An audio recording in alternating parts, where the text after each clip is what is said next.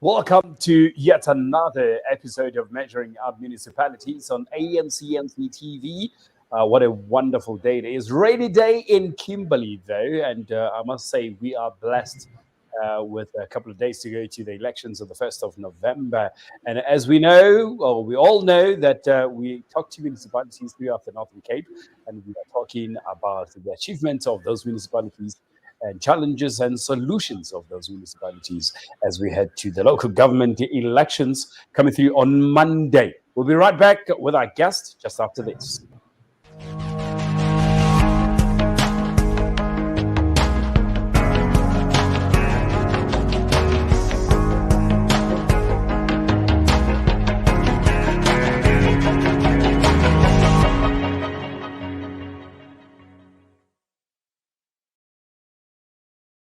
And welcome back.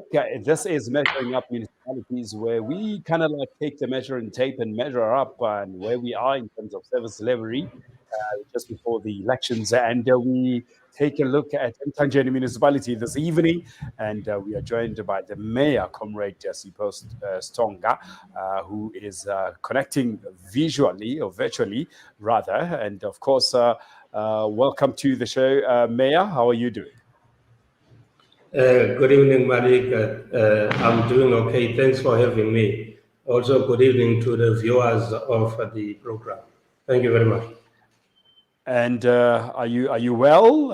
Is it raining in Emthanjeni? And how are you finding today? Finally, today there are some few drops that have just started to fall down. I'm of the view that maybe it's because of this interview. So this interview has brought some showers to this side, but not really that much, but we appreciate it as much as we still need more. Now, tell us about Emthanjeni municipalities. Which towns does it cover, and what is the overall structure of the municipality? Emthanjeni municipality is a municipality that is situated in Pixley Cemetery district, comprised of 3 towns. That is your Hanover on the eastern side and Bridgetown on the northwest side, and DR, which is the seat of the council, with a population of 42,000 and a voter population of 22,544. It's got 8 wards and it's got 15 councillors and it's a collective executive municipality. Now, when we talk about service delivery, obviously there must be finance. How's the financial status of Emthanjeni municipality, and also how stable is the leadership and the council at large?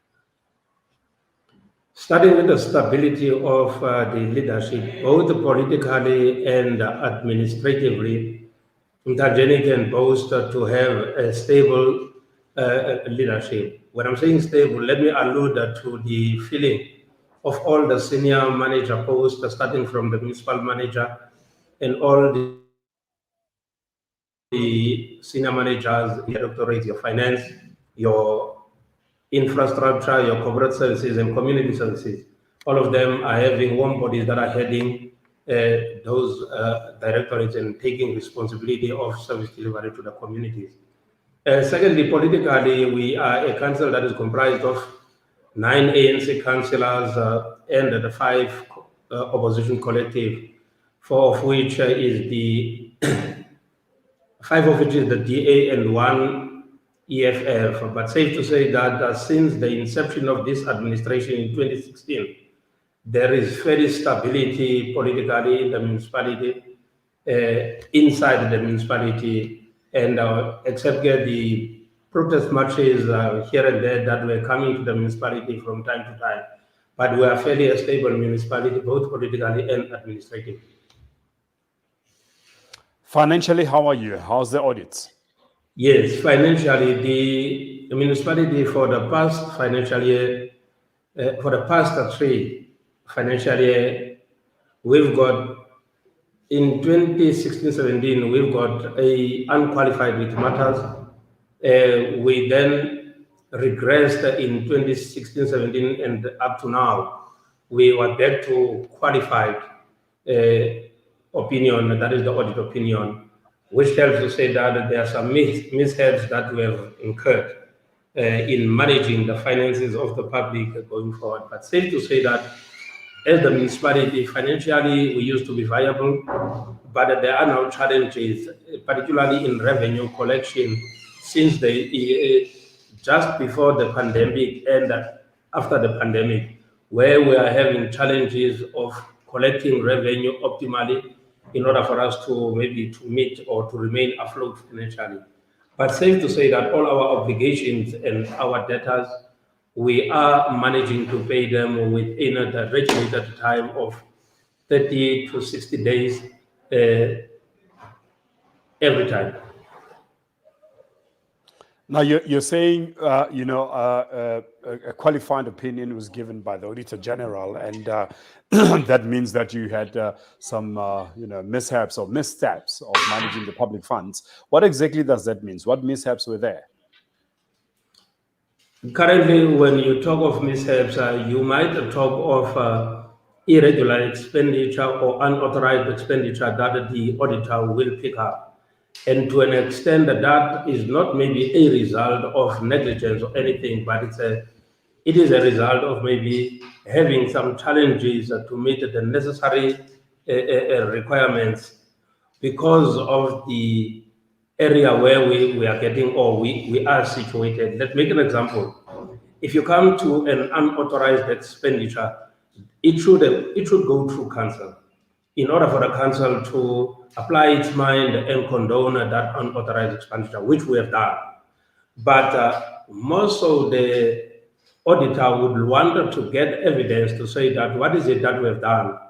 Let me make an example with the procurement processes or the supply chain processes, where it is required to have at least 3 codes that in order for you maybe to embark on a supply chain process. And because of the area where we are in, you'll find it difficult maybe to get 3 codes for that particular expenditure that you need to incur.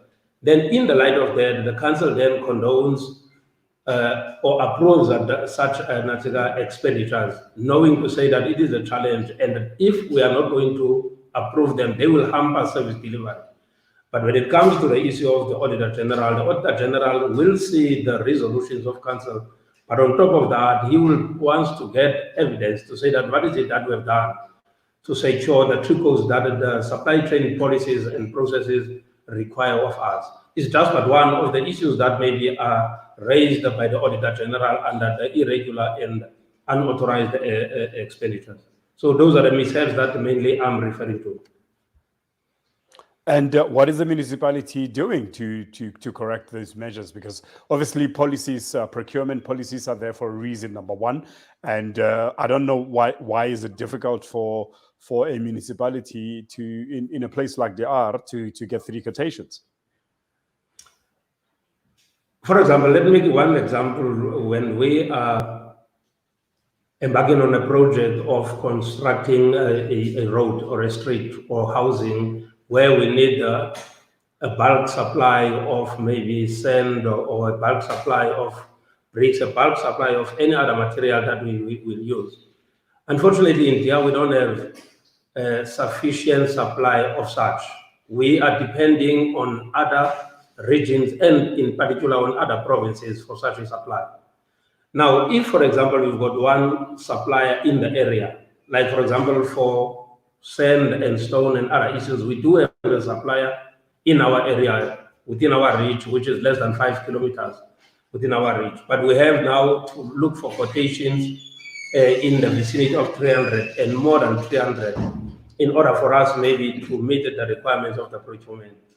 The service providers are aware of the fact that it's only for compliance, and some of them will never respond to our plight of maybe inviting for those codes or inviting for the bidders to come in, and they will just ignore. But on the other side, from the budget interactions with the community, we have already announced to say that a particular street will be constructed, or houses will be built, or any other infrastructural project that will be embarked on in that particular financial year. So if that project is not embarked on, again, it is going to be a problem with the communities.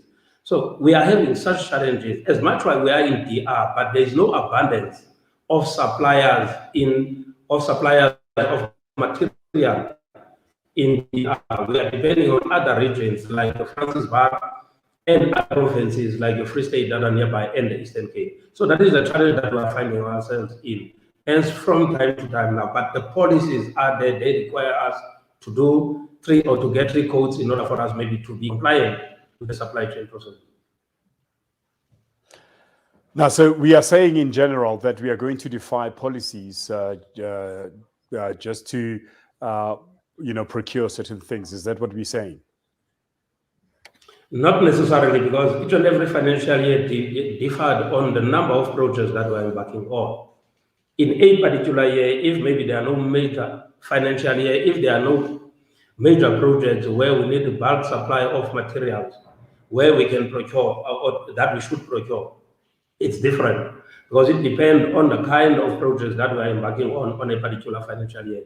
Hence now the fluctuation thereof with the we regress from, I'm just making one example with the building material, it could be more.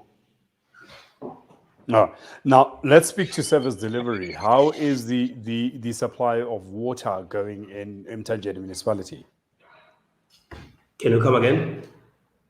How is the supply of water going in Emthanjeni Municipality in terms of service delivery?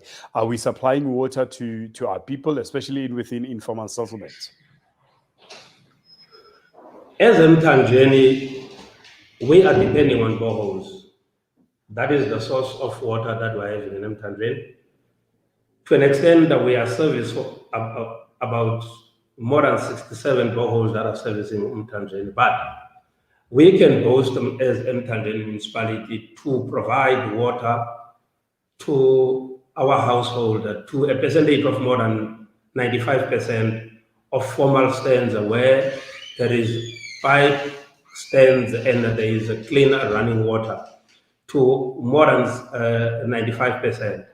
Unfortunately, in Emthanjeni, it's less than 2 years that we have seen a mushrooming of informal settlement. There are 2 in the area called DR, where we've got an area called Khatfol and an area called Mkanini.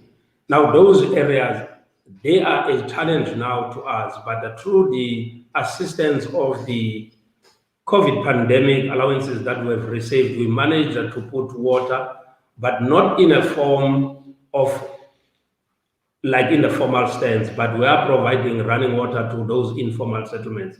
But with our formal stands, it's more than 95% that we provide running water, clean running water, and electricity. We're boasting to say that with electricity, all formal stands are electrified.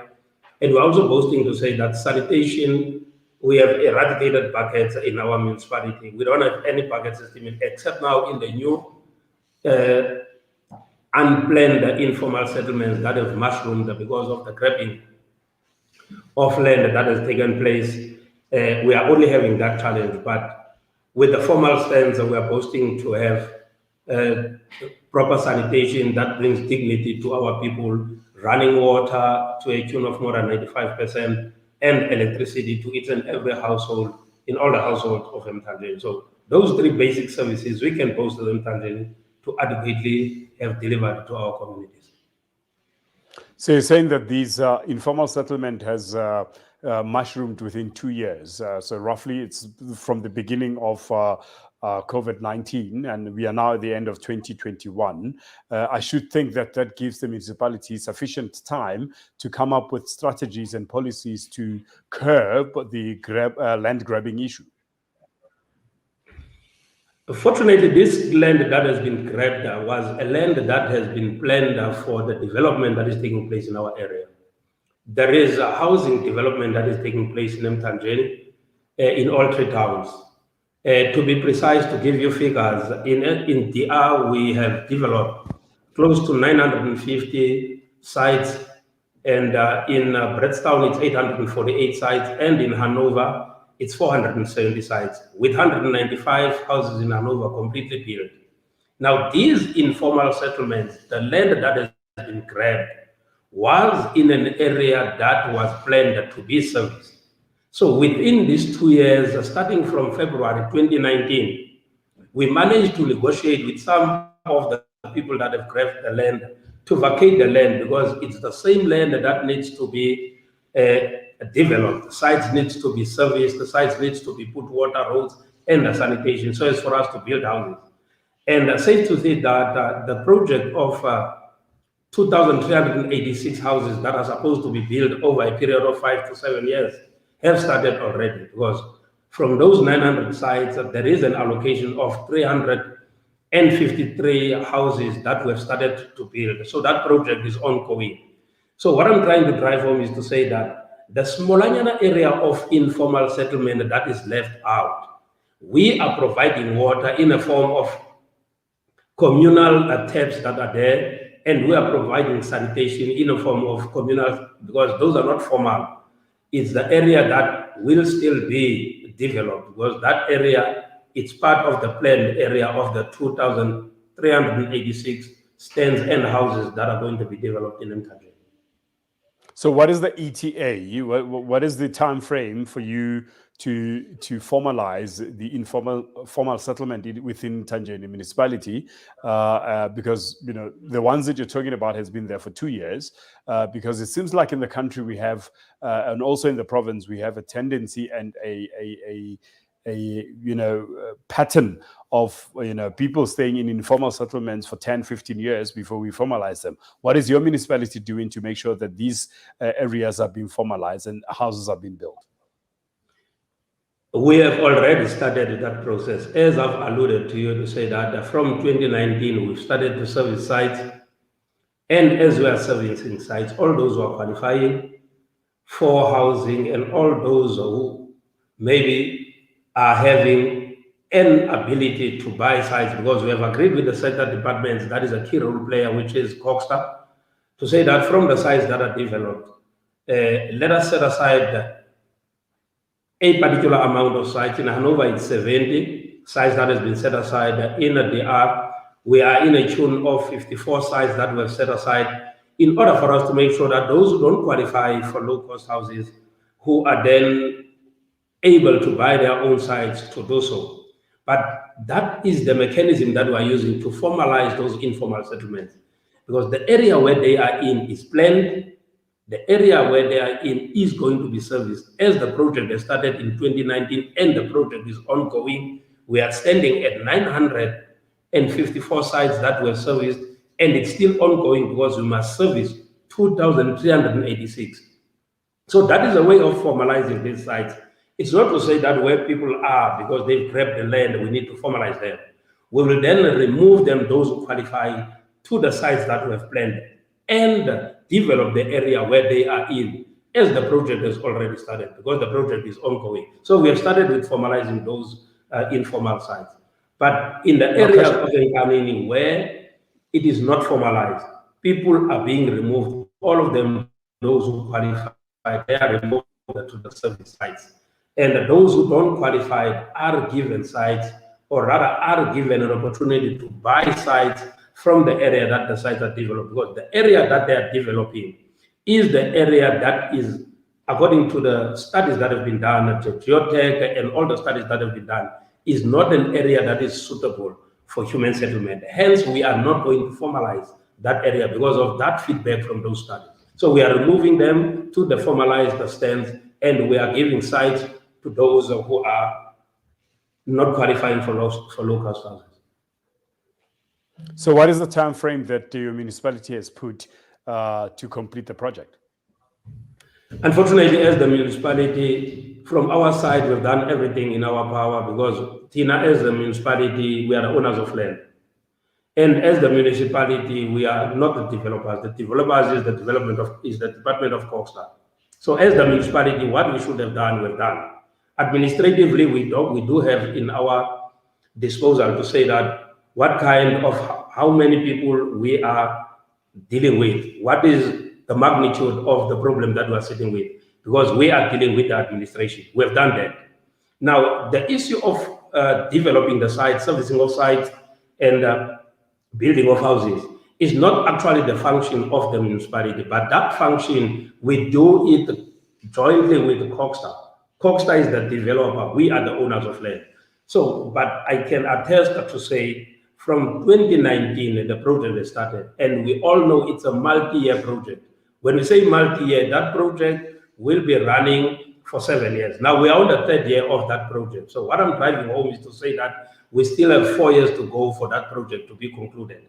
It's a multi-year project of 2,386. So I can say then the time frame will be the 7 years that are allocated for that project. Now, let's talk to young people. What are, projects that the Emthanjeni Municipality is having in making sure that young people are, empowered, and also in terms of creating jobs for young people? As much as maybe personally, I don't want to subscribe to this issue of creating jobs for young people. Now I believe in young people creating jobs instead of young people being employed. Let us not create a country or a country of job seekers. Let's create a country of job creators. And our youth should have been educated and given that mindset to say that going forward, let's create jobs to assist the government. But to come to your question, the SMMEs on the housing project were taken on board. And amongst those SMMEs, there are young people, there are SMMEs of young people that were taken on board. But just to be broad on the issue of youth, the young people of Emthanjeni are privileged in the sense that in Emthanjeni, through our strategy that we've just adopted, our LED strategy, we just adopted 2 to 3 years ago, assisted by the Department of Economic Development. That strategy is starting to yield the results. We are in partnership with the public, with the IPPs in our area. We've got 6 IPPs in our area and other stakeholders for the development of SMMEs. And the bulk of those SMMEs are young people, because we have taken a deliberate resolution to say that let us gear towards development of SMMEs that are owned or that belong or that are formed by young people. Hence, we say that we subscribe to them to be job creators rather than to be job seekers. But in the projects that are in Emthanjeni, SMMEs of young people were taken on board. It's only to say in different projects like the stormwater drainage that has taken place in our area, the eradication of buckets in the area of Bridgetown, the bulk infrastructure that was installed, and the servicing of site that was installed in Bridgetown. I don't have now the precise number, the breakdown of how many young people were employed. But I can attest to say that there were young entrepreneurs in the form of SMMEs that were employed as subcontractors to the main contractor that was installing those meter projects that I've just alluded to. So we are contributing towards that. As much as now, I don't want to mislead the public by giving figures, because if I could have got maybe an understanding up front, I could have come with the figures and the breakdown to say how many young people, how many females, and so forth that have benefited from the projects that we've dealt with. Now, my final question to you, elections are coming up on the 1st of November. I'm giving you a chance to speak to your constituency within Emthanjeni Municipality in terms of the elections on the 1st of November. And briefly, what is it that they're installed for after the elections? Let's go out on the 1st and go and vote the African National Congress. The African National Congress has taken a path of unity, has taken a path of inclusivity, has chosen a path of development. Now, as Emthanjeni, we are clear that there is firm foundation for the ANC to build on going forward. Let me allude to some of the issues that I'm alluding to. In order for us, I've already spoken of the project of housing that is there. It's an ongoing project. It's a massive project. We want to bring back the dignity of our people. Now, as the ANC led the council and as the ANC, we encourage you to bring ANC back into the helm of the municipality to make sure that this project doesn't become a stillborn. Secondly, we wanted to make sure that as the ANC-led institution, go out and vote for the ANC. Because the ANC has heeded, or the ANC-led municipality has heeded to the call of the ANC, that let us produce mixed energy supply. In our midst, already there are service providers that we are busy with the service level agreements of availing our lands to them for developing independent power producing, like your wind and the solar, with the intention of selling both to ESCOM and for private use. Our intention then is to make sure that we heed to the call that the ANC has made to say that as the municipalities, we need to have a mixed energy supply in order for us maybe to make sure that the economy becomes stable, because we know that the electricity plays a vital role in the economy. So that's why as Emthanjeni, we boast to say that we have already started and we have laid a solid foundation for the incoming administration to make sure that that is taken forward to improve the lives of our people. We want to make sure as Emthanjeni that as the ANC has alluded to us, that we strengthen our LED. Our LED has potential in Emthanjeni. I'm going just to mention a few. Our LED... Unfortunately, Mayor, unfortunately, you need to keep it brief. We are running out of time. Unfortunately, please keep it brief as we are running out of time. Thank you. We pledge as the ANC and as everyone else that there is a solid foundation that has been laid to improve the lives of the people. Logistic hubs are coming to our municipality. SMMEs are yielding potential opportunities. Youth are being taken on board. Bursaries are available for students to go. But fundamentally, as Emthanjeni, we are committed to fight corruption. As Emthanjeni, we are in the forefront to make sure that we are a corrupt-free municipality. As the ANC has promised to bring credible leaders, to bring leaders that will respect and that will work with the communities, leaders that are capacitated, leaders that knows how to include the communities in planning for their future. So that foundation has been laid. Anyone that will be taking lead in Emthanjeni, but from the ANC, of course, anyone that will take lead in Emthanjeni, there is a firm foundation to build on or to improve the lives of the people. And the manifesto of the ANC has made it clear and made it easy for us to say that performance agreements will be signed. So then that foundation is laid for everyone to come in and perform. To say that lifestyles are going to be audited. We make sure that there is no room for corruption in Emthanjeni. So as for everyone that will come in from the side of the ANC, the councillors that will take over will make sure that it is a corrupt-free environment. It is an environment that will improve the lives of the people. Hence, I'm making a clarion call to say that on the first, don't look around. On the first, don't even think twice. Go to the polls. Go and vote for the ANC. Because the ANC is committed to build better communities with all the inhabitants and the citizens of Emthanjeni for the better. Thank you so much, Mayor Sipho Sthonga from Emthanjeni Municipality. Thank you so much for joining us virtually in DR. We really appreciate your time.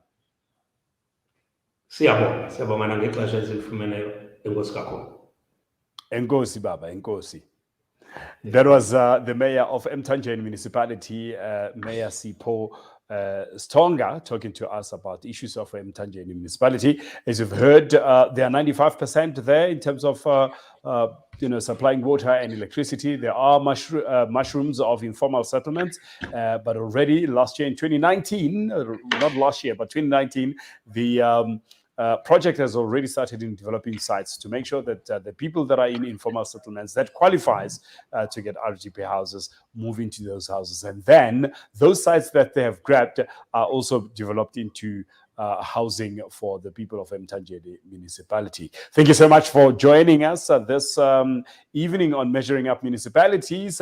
I'm sure you are now shocked in the background, and looking at the background, it's a different place where we broadcast into due to load shedding.